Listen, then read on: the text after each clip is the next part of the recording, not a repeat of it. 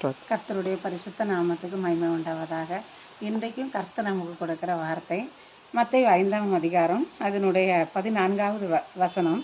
நீங்கள் உலகத்திற்கு வெளிச்சமாக இருக்கிறீர்கள், மலையின் மேல் இருக்கிற பட்டணம் மறைந்திருக்க மாட்டாது. எனக்கு அன்பான தேவனுடைய பிள்ளைகளை, ஆண்டவர் உங்களை பார்த்து சொல்லுகிறார், நீங்கள் அந்த உலகத்திற்கு வெளிச்சமாக இருக்கீங்க. ஆண்டவராகிய இயேசு கிறிஸ்து இந்த உலகத்திற்கு ஒளியாக வந்தார். அந்த ஒளியில் நடக்கிறவங்க ஒரு நாளும் எழுதி போகவே மாட்டாங்க.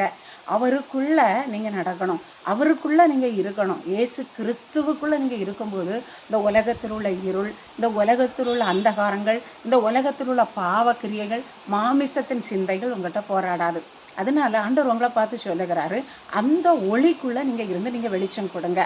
வெளிச்சம் கொடுக்க முடியாமல் இருக்கீங்களா? நான் என் வாழ்க்கையே இருளாக இருக்கேன்னு கலங்குறீங்களா? ஏசப்பா இன்னைக்கு உங்களை பார்த்து சொல்லுகிறாரு, நீங்கள் வெளிச்சம் கொடுக்கும்படி பரிசுத்த ஆவியானவர் இன்றைக்கு உங்களுக்கு உதவி செய்ய போகிறாரு. ஆண்டவர் உங்களை வெளிச்சமாக மாற்ற போகிறாரு. நீங்கள் அநேகருக்கு ஆசீர்வாதமாக இருக்க போகிறீங்க. தேவன் தாமே உங்களை ஆசீர்வதிப்பாராக. ஆமாம்.